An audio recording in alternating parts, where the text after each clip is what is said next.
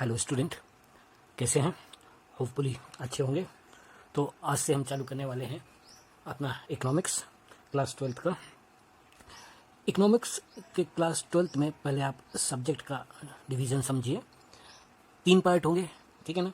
Part A होगा, इसमें है इंट्रोडक्टरी माइक्रो इकोनॉमिक्स, ये 40 मार्क्स का है, ठीक है, ये आपके मार्क्स है। Part B Indian economic development, ये भी 40 मार्क्स का होगा। इसमें आपके टोटल 5 चैप्टर हैं, इसमें टोटल 3 चैप्टर हैं। टोटल आपको 8 चैप्टर्स तैयार करने हैं और 20 मार्क्स का आपका प्रोजेक्ट होगा। इस तरीके से टोटल 100 मार्क्स का आपका पेपर सीबीएसई में आएगा, ठीक है। तो हम शुरू करने जा रहे हैं अपना पहला चैप्टर, ठीक है। तो इसमें एक एक करके हम बात करेंगे और होपफुली आपको ये इकोनॉमिक्स इन वीडियोस को देखने के बाद काफ़ी कुछ समझ में आएगा और इजी भी लगने लगेगा। तो चलिए शुरू करते हैं आज से। We are following introductory macroeconomics written by mister Sandeep Garg and publish by Dhanpat Rai publication. So special thanks to mister Sandeep Garg and Dhanpat Rai publication. तो हमारा पहला चैप्टर है circular flow of income. Circular flow of income को समझने से पहले कुछ बेसिक चीज़ें हम समझते हैं। ये बेसिक चीज़ें आपने 11th में पढ़ी हैं, कोई नई नहीं है, आप जानते हैं, मैं सिर्फ यहाँ रिवाइज करा रहा हूँ। ह्यूमन वांट्स आर अनलिमिटेड, ठीक है ना, ये आपने क्लास 11 में पढ़ा था। हमारी वांट्स अनलिमिटेड हैं। To satisfy them we need medium, medium मतलब मनी। तो हमारी ज़रूरतों को पूरा करने के लिए हमको पैसा चाहिए, मीडियम चाहिए। पैसा कहाँ से आएगा? तो उस पैसे को कमाने के लिए, अर्निंग के लिए हम इंगेज होते हैं इन सम इकोनॉमिक एक्टिविटी, ठीक है। So to earn medium people are engage in some economic activity. तो अब यहाँ 2 तरीके की चीज होगी। एक हो गया वो जिसको अपनी वांट्स पूरी करना है, ठीक है, वो है कंज्यूमर। और एक वो है जो किसी एक्टिविटी में लगा उस पैसे को कमाने के लिए, तो वो हो गया क्या? प्रोडक्शन, ठीक। तो जब ऐसी इकोनॉमी जिसमें हम कंज्यूमर और प्रोड्यूसर की बात करते हैं, ठीक है, उसको बोलते हैं 2 सेक्टर इकोनॉमी। अच्छा, इससे पहले एक चीज और समझ लो कि इकोनॉमी क्या है। ओके, तो economy is a system which provides living to the people, ठीक है। इकोनॉमी एक सिस्टम है जो लोगों को क्या प्रोवाइड्स कराता है? लिविंग प्रोवाइड कराता है। यहाँ लिविंग प्रोवाइड कराने से मतलब है उनको अर्न करने की अपॉर्चुनिटी प्रोवाइड कराता है। तो जनरली इकोनॉमी में ये 4 सेक्टर्स होते हैं: household, farm, government and rest of the world. ऐसी इकोनॉमी जिसमें हाउस होल्ड और फार्म ये 2 सेक्टर हों, तो उसको बोलते हैं 2 सेक्टर इकोनॉमी। हमको यही पढ़ना है, ठीक है। फिर भी आपके नॉलेज के लिए बता दे रहा हूँ, यदि किसी सेक्टर में हाउस होल्ड, फार्म और गवर्नमेंट भी हो तो उसको हम बोलते हैं 3 सेक्टर इकोनॉमी। और जिसमें बाहरी दुनिया भी इन्वॉल्व हो जाती है उसको बोलते हैं 4 सेक्टर इकोनॉमी, ठीक है। अभी हम इनकी बात नहीं करते हैं, अभी हम बिल्कुल स्टार्टिंग कर रहे हैं, सिंपल से बात करते हैं। ये 2 चीज़ आपके सिलेबस में हैं भी नहीं, सेक्टर्स ऑफ इकोनॉमी। तो ये गवर्नमेंट और ये रेस्ट ऑफ द वर्ल्ड, अभी अपन इसको यहाँ से अलग कर देते हैं, ठीक है ना। अभी हम बात करते हैं सिर्फ हाउस होल्ड और फार्म की। तो हाउस होल्ड क्या है? हाउस होल्ड को सिंपल बोले तो कंज्यूमर, ठीक है, लेकिन लिखने को आएगा तो ऐसे नहीं बोलेंगे। तो household are the owner of factors of production and consumer. अब ये owner of factors of production क्या है, ये आगे अपन बात करने वाले हैं। अभी सिंपल ये समझो, हाउस होल्ड मतलब कंज्यूमर, और फर्म तो जो किसी चीज़ का प्रोडक्शन कर रहे हैं, प्रोड्यूसर या मैन्युफैक्चर। तो house hold means consumer of goods and services and firm means producer और मैन्युफैक्चर ऑफ गुड्स और सर्विसेज, ठीक है। तो हमारे 2 सेक्टर, हाउस होल्ड और फर्म, ठीक है, और तीसरा कोई नहीं। तो तीसरा कोई नहीं मतलब नो गवर्नमेंट और no rest of the world, मतलब बाकी की दुनिया से कोई फॉरेन ट्रेड नहीं हो रहा, ना इम्पोर्ट ना एक्सपोर्ट। वहाँ सिर्फ हम 2 चीज़ें लेके चल रहे हैं, हाउस होल्ड मतलब कंज्यूमर और फर्म जिसको बोलते हैं प्रोड्यूसर, ठीक है। It is the simplest form of close economy. अब ये क्लोज्ड इकोनॉमी क्या है? तो close economy is an economy which has no economic relation with rest of the world. ठीक है, यहाँ लिख लेंगे rest of the world. Open economy क्या है? Is an economy which has economic relation with rest of the world. मतलब ऐसे economy जो बाहर की दुनिया से मतलब बाहर की कंट्रीज से लेन देन करते हैं, इंपोर्ट एक्सपोर्ट करते हैं, उसको बोलते हैं ओपन इकोनॉमी। और जो इंपोर्ट एक्सपोर्ट वगैरह नहीं करते उसको बोलते हैं closed economy, no economic relation with the rest of the world. ठीक है, अभी ये हमको पढ़ना नहीं है, हमको पढ़ना है सिर्फ दो। अभी हम सिर्फ मान के चल रहे हैं कि हमारे इकोनॉमी में दो सेक्टर हैं, house hold and forms. House hold simple में कंज्यूमर और फॉर्म मतलब प्रोड्यूसर। जिस इकोनॉमी में ये दो बस होते हैं उसको बोलते हैं simplest form of close economy. ठीक है, इसमें ना तो गवर्नमेंट होगी ना रेस्ट ऑफ द वर्ल्ड होगा। ठीक है, अब यहाँ समझो, मैंने कंज्यूमर के साथ साथ आपको बताया था they are the owner of the factors of production. इसका क्या मतलब है? ठीक है, चलिए इसको समझिए। तो जो हाउस होल्ड होते हैं वो consumer plus owner of the factor of production. अब ये फैक्टर ऑफ प्रोडक्शन क्या है वो समझो। फैक्टर ऑफ प्रोडक्शन का मतलब है वो चीज़ें जो मिल के प्रोडक्शन करती हैं। मतलब दुनिया का कोई भी प्रोडक्शन यदि आपको करना हो तो आपको 4 फैक्टर्स रिक्वायर्ड होंगे। वो 4 फैक्टर्स कौन कौन से हैं? Land, capital, labour and entrepreneur. ये जब चारों मिलते हैं तब हमारा रिजल्ट क्या होता है? प्रोडक्शन। तो प्रोडक्शन करने के लिए हमको ये 4 चीज़ों की ज़रूरत होती है। जब तक ये 4 चीज़ें इकट्ठी नहीं होंगी प्रोडक्शन नहीं होगी। तो होता क्या? यहाँ लैंड से मतलब सिर्फ ज़मीन नहीं है। Here land means all natural gifts. Nature ने हमको जो चीज़ें दी हैं वो सब लैंड कहलाती हैं इकोनॉमिक्स के टर्म्स में। मीन्स ज़मीन तो है ही, land, air, water, forest, mountain, all these things are God gifted, so they are treated as a land. Capital, that part of wealth by which we start our business. इसको ऐसा भी समझ सकते हो कि वो पैसा या एसेट जिससे हम क्या करेंगे? अपना प्रोडक्शन करेंगे। ठीक है, लेबर का मतलब सिंपल मजदूर नहीं है यहाँ। Here labour in any kind of production we need 2 type of people. जो एक करेगा हमारा फिजिकल वर्क और जो सेकंड वाला है वो करेगा मेंटल वर्क। ठीक है, तो ये भी लेबर है और ये भी लेबर है, दोनों लेबर है। बस फ़र्क कितना है? फिजिकल लेबर शरीर का काम ज़्यादा कर रहा है, दिमाग का काम कम कर रहा है। और मेंटल वर्कर ऑफिस में बैठ रहा है, दिमागी काम ज़्यादा हो रहा है और फिजिकल वर्क कम हो रहा है। एंटरप्रेन्योर आप ओनर बोल सकते हो। ठीक है ना। अब इसने सोचा कि मुझे किसी चीज़ का प्रोडक्शन करना है, तो अब उसको 3 चीज़ चाहिए। एक तो खुद हो गया, बाकी की 3 चाहिए। बिना किसी ज़मीन के आप प्रोडक्शन नहीं कर सकते, बिना पैसे के नहीं कर सकते, और बिना लोगों की मदद से आप प्रोडक्शन नहीं कर सकते। तो ये इससे कहेगा कि भाई मुझे अपनी ज़मीन दे दो। ठीक है ना। जिसके पास ज़मीन होगी वो कौन कहलाएगा? Land Lord. जिसके पास कैपिटल होगी वो कहलाएगा कैपिटलिस्ट। लेबरर। और एंटरप्रेन्योर तो खुद ओनर है ही। तो ये ओनर गया सबसे पहले लैंडलॉर्ड के पास और बोला मुझे अपनी ज़मीन दे दो। कैपिटलिस्ट के पास गया, बोला मुझे कैपिटल दे दो, पैसा दे दो। लेबरर के पास गया, बोला मुझे अपना लेबर बेच दो, अपनी मेहनत बेच दो। ये सब रेडी हो जाएंगे, पर क्या फ्री में होंगे? नहीं, ये सब इससे बदले में कुछ एक्सपेक्ट करेंगे। क्या एक्सपेक्ट करेंगे? देखिए, एंटरप्रेन्योर ने इससे ज़मीन ली लैंडलॉर्ड से, लैंडलॉर्ड ने लैंड दी, इसके बदले में हमको क्या देना पड़ेगा? रेंट देना पड़ेगा। कैपिटलिस्ट से जब आप उसकी कैपिटल लोगे, किसी से आप पैसा लोगे, तो बदले में वो आपसे क्या चार्ज करेगा? इंटरेस्ट। लेबरर से जब आप मेहनत करवाएंगे फिजिकल या मेंटल, तो आप उसको क्या देंगे? वेजेस या सैलरी। वेजेस या सैलरी, फिजिकल मेहनत करने वाले को जो पैसा दिया जाता है that is known as wages, और जो मेंटल लेवल ज़्यादा करता है उसको जो पैसा मिलता है उसको बोलते हैं सैलरी। और आखिरी में हमको क्या मिलेगा? हमको मीन्स ओनर को क्या मिलेगा? प्रॉफिट। ठीक है। तो जो हाउस होल्ड है वो क्या है? कंज्यूमर भी है, owner of factors of production भी है। ठीक है, आ गई बात समझ में। अब चलें अपने वापस कॉन्सेप्ट पे, meaning of circular flow of income.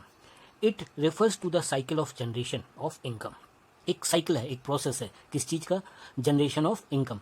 हम इनकम पैदा कर रहे हैं by production process, its distribution among the factors of production, and finally it circulation from household to the firm in the form of consumption expenditure on goods and services produce by them. ठीक, आया समझ में? बिल्कुल नहीं आया होगा। ठीक है, इस डेफिनेशन को समझने के लिए एक छोटा सा कॉन्सेप्ट मैं आपको समझाता हूँ। देखो, हाउस होल्ड मतलब कौन? अभी आपको बताया, हाउस होल्ड का मतलब कंज्यूमर, ठीक है, और यही क्या है, फैक्टर्स ऑफ प्रोडक्शन है। हम ही लोगों में से, हम सब कंज्यूमर तो हैं, और हम ही लोगों में से कोई लैंडलॉर्ड होगा, कोई कैपिटलिस्ट होगा, कोई लेबर होगा, कोई मैनेजर होगा, कोई एंटरप्रेन्योर होगा। ठीक है, फर्म तो प्रोड्यूसर है ही। अब तो सबसे पहले जब फर्म को प्रोडक्शन करना होगा तो वो क्या करेगी? इसको प्रोडक्शन करने के लिए 4 फैक्टर्स चाहिए, वो हैं ये। तो सबसे पहले ये हाउस होल्ड, ये जो फैक्टर्स के ओनर हैं, ये यहाँ काम करेंगे। लैंडलॉर्ड ने अपनी लैंड दे दी, कैपिटलिस्ट ने कैपिटल दे दिया, लेबर वहाँ जाके ऑफिस में और फैक्ट्री में काम कर रही है, मालिक है। जब ये सब मिलके काम करेंगे तो यहाँ पे क्या होगा? प्रोडक्शन होगा। जब प्रोडक्शन होगा तो अब उस प्रोडक्शन को आप बेचोगे। बेचोगे किसको? कंज्यूमर को। कंज्यूमर कौन है? हम ही और आप। ठीक है, तो ये हाउस होल्ड ने जाके फर्म में काम किया, फर्म ने इनको बदले में पैसा दिया। क्या दिया होगा? लैंडलॉर्ड को रेंट, कैपिटलिस्ट को इंटरेस्ट, लेबर को सैलरी और वेजेस, और एंटरप्रेन्योर है तो उसको प्रॉफिट मिला होगा। तो पहले इन लोगों ने यहाँ काम किया, बदले में फर्म ने इनको पैसा दिया। फिर ये हाउस होल्ड ने उस पैसे से अपनी ज़रूरत का सामान खरीदा। तो ज़रूरत का सामान खरीदने के लिए वो कहाँ गए होंगे? फर्म के पास। तो उन्होंने फर्म से गुड्स खरीदा और बदले में उनको क्या कर दिया? पेमेंट कर दिया। ठीक है, तो ये जो पैसा है यहाँ से वहाँ आ जा रहा है, इसलिए इसको बोलते हैं सर्कुलर फ्लो ऑफ इनकम। ये अभी ऐसे जनरल समझाया, अभी इसको हम डिटेल में पढ़ेंगे। अभी इसको सर्कुलर फ्लो ऑफ इनकम की मीनिंग समझने के लिए, cycle of generation of income. क्या हो रहा है? आप प्रोडक्शन प्रोसेस करते हैं तो वहाँ इनकम जनरेट हुई, इन लोगों को सैलरी और ये सब दिया। It distribution amongst the factor of production. जब आप इन लोगों ने यहाँ काम किया और प्रोडक्शन करने से इनकम जनरेट हुई, उस इनकम को आपने क्या कर दिया? डिस्ट्रीब्यूट कर दिया। किसको डिस्ट्रीब्यूट कर दिया? फैक्टर्स ऑफ प्रोडक्शन को। फिर क्या हुआ? Finally its circulation from household to the firm. फिर यही पैसा हाउस होल्ड ने, कंज्यूमर ने वापस किसको दे दिया? फर्म को दे दिया। किस चीज़ के लिए दे दिया? इन the form of consumption expenditure. खर्चा किया, पूरी होंगी, तो अपनी ज़रूरतों को पूरा करने के लिए उन्होंने ये पैसा दे दिया किसको? वापस फर्म को। क्या जरूरत की चीज़ें? आइदर गुड्स और सर्विसेज। ठीक, यहाँ हाउस होल्ड का मतलब सिर्फ एक आध 2-4 कंज्यूमर या 2-4 ओनर नहीं, या 2-4 कैपिटलिस्ट नहीं। We are talking about whole. यहाँ फर्म मतलब कोई एक फर्म नहीं, ऑल फर्म। ठीक, मैक्रो इकोनॉमिक्स है यहाँ। मैक्रो मतलब बिग, बड़ा, होल। ठीक है, नेक्स्ट टॉपिक हमारा phases of circular flow. Phases मतलब उसके स्टेप्स। तो सबसे पहला स्टेप होता है जनरेशन फेज, इसको बोलते हैं production phase. Then distribution phase, इसको बोलते हैं इनकम फेज। फिर है डिस्पोजिशन फेज, इसको बोलते हैं एक्सपेंडिचर फेज। ठीक है क्या? समझो। Generation phase, firm produce goods and services with the help of factors of production. एक है हमारा हाउस होल्ड और एक है हमारा फर्म। तो सबसे पहले ये जो फर्म है ये प्रोडक्शन कर रही है, किसकी हेल्प से? ये हमारे जो फैक्टर्स हैं। तो इस फेज को, इस स्टेप को बोलते हैं प्रोडक्शन फेज या generation phase. Firm produce goods and services with the help of production. भाई इनकी हेल्प लेके इसने क्या किया? प्रोडक्शन किया। ओके ना, जब इन लोगों ने मिल के यहाँ प्रोडक्शन किया तो अब ये फर्म इन हाउस होल्ड को पैसा देगी, रिटर्न देगी। ठीक है ना? क्या रिटर्न देगी? अभी अपन ने पढ़ा, लैंडलॉर्ड को रेंट, कैपिटलिस्ट को इंटरेस्ट, लेबर को वेजेस सैलरी और एंटरप्रेन्योर को profit. So flow of factor income from firm to household. तो इनने काम किया, इसके बदले में इनको ये जो पैसा दे रहे हो इसको बोलते हैं डिस्ट्रीब्यूशन फेज या इनकम फेज। इनको क्या मिली? इनकम मिली। अब क्या होगा? थर्ड स्टेज डिस्पोजिशन फेज या इसको बोलते हैं एक्सपेंडिचर फेज। ये हाउस होल्ड को जो पैसा मिला ये अपनी ज़रूरत की चीज़ खरीदने के लिए मार्केट जाएंगे, फार्म के पास जाएंगे और उनको वो पेमेंट देके अपनी ज़रूरत का सामान परचेज कर लेंगे। तो इसको बोलते हैं income received by factors of production. ठीक है ना? इनसे income receive is spend on goods and services produce by the firm. इनसे जो पैसा मिला इन्होंने उन चीज़ों पे जाके खर्च कर दिया जो उनकी ज़रूरत का सामान था। ठीक है, ये बात समझ में आई? इस चीज़ को आप समझाएंगे, साथ में आप एक छोटा सा डायग्राम भी बना के आएंगे। वो ऐसा है, ये देखिए, ये देखिए। तो पहला जनरेशन फेज, जिसको क्या बोला? Production phase. इसके बाद नेक्स्ट स्टेप डिस्ट्रीब्यूशन फेज, इसको क्या बोला? Income phase. वो इनकम मिली, ठीक है, हाउस होल्ड को, तो हाउस होल्ड ने क्या कर दिया, डिस्पोजिशन कर दिया। डिस्पोजिशन मीन्स उसकी पोजीशन चेंज कर दी, दैट इज एक्सपेंडिचर फेज, उसको खर्च कर दिया। तो पैसा वापस कहाँ पहुँच गया, जनरेशन में पहुँच गया। अब फर्म को जब ये पैसा मिलेगा तो उस पैसे से अब फर्दर प्रोडक्शन करेगी, ठीक है ना। आप ये डायग्राम बनाएंगे अपनी नोटबुक में। ठीक है, तो सर्कुलर फ्लो आपको समझ में आया होगा। ठीक है, अभी अपन बस जस्ट बिगिनिंग है। अब इसके टाइप्स होते हैं, ठीक है। So there are 2 types of circular flow, एक होता है रियल फ्लो और एक होता है मनी फ्लो। बहुत इजी है, आराम से समझिएगा, एकदम फटाक से समझ में आने वाले कॉन्सेप्ट हैं, ठीक है। तो पहले बात करते हैं रियल फ्लो की। Real flow is also known as physical flow और प्रोडक्ट फ्लो। चलिए बात करते हैं रियल फ्लो की। रियल फ्लो क्या है? Real flow refers to the flow of factors of services from household to the firm and the corresponding flow of goods and services from firm to household, ठीक है। This real flow is also known as physical flow, और इस flow में only exchange of goods and services, ठीक है, means वहाँ सिर्फ goods हैं और सर्विसेज हैं, there is no use of money, ठीक है। बार्टर सिस्टम जैसा समझ लो कि हमने कहीं किसी के यहाँ काम किया और उस काम के बदले में उससे हमको गेहूँ मिल गया, चावल मिल गया या खाने पीने के सामान मिल गए, ठीक है। समझें इसको, हमारे 2 sector house hold and firm, ठीक है। रियल फ्लो में हम मान के चलते हैं कि सिर्फ 2 ही सेक्टर होते हैं और उनके बीच में गुड्स एंड सर्विसेज एक्सचेंज होती है, पैसे का कोई इन्वॉल्वमेंट होता नहीं है, ठीक है। तो सबसे पहले हाउस होल्ड ने फर्म के यहाँ जाके काम किया, ठीक है। ये जो जाके काम कर रहा है, अपनी सर्विसेज दे रहा है, इसको हम बोलते हैं फैक्टर सर्विसेज। क्या बोलेंगे? Factor services. क्या करेगा सर्विस में? भाई अपनी लैंड दे देगा, कैपिटल दे देगा, लेबर दे देगा, या इंटरप्रेनर होगा, एंटरप्रेनर होगा, ठीक है। तो हाउस होल्ड ने सबसे पहले फैक्टर सर्विस दी फर्म को, ठीक है। ये चारों चीज़ मिला के तो फर्म ने किया प्रोडक्शन। अब उस प्रोडक्शन के बदले में, क्योंकि इन लोगों ने काम किया, तो अब फर्म इन हाउस होल्ड को क्या दे रही है? गुड्स एंड सर्विसेज प्रोवाइड करा रही है, गुड्स एंड सर्विसेज दे रही है, ठीक है। This is known as real flow, ठीक है। इसको समझें। So household provides factor services to the firm and then firm provides goods and services to the household, ठीक। अगली बात समझ में, एकदम सिंपल सा, बहुत कठिन चीज नहीं है। This figure you will draw in real flow. Next one is money flow, which is also known as monetary flow or nominal flow. Okay, money flow, ठीक है। Money flow is also known as nominal flow, ठीक है। नाम से ही समझ में आ रहा, money, so it involves money. जब ट्रांजैक्शन होगा, लेन देन होगा, तो उसमें पैसे का यूज़ होगा, ठीक है। इसके पहले जब हमने पढ़ा था तो उसमें क्या पढ़ा था? रियल फ्लो में there is no use of money, पर इसमें मनी का यूज़ हो रहा है, इसलिए इसको नॉमिनल फ्लो भी बोलते हैं, मनी फ्लो भी बोलते हैं, ठीक। समझो इसको है क्या?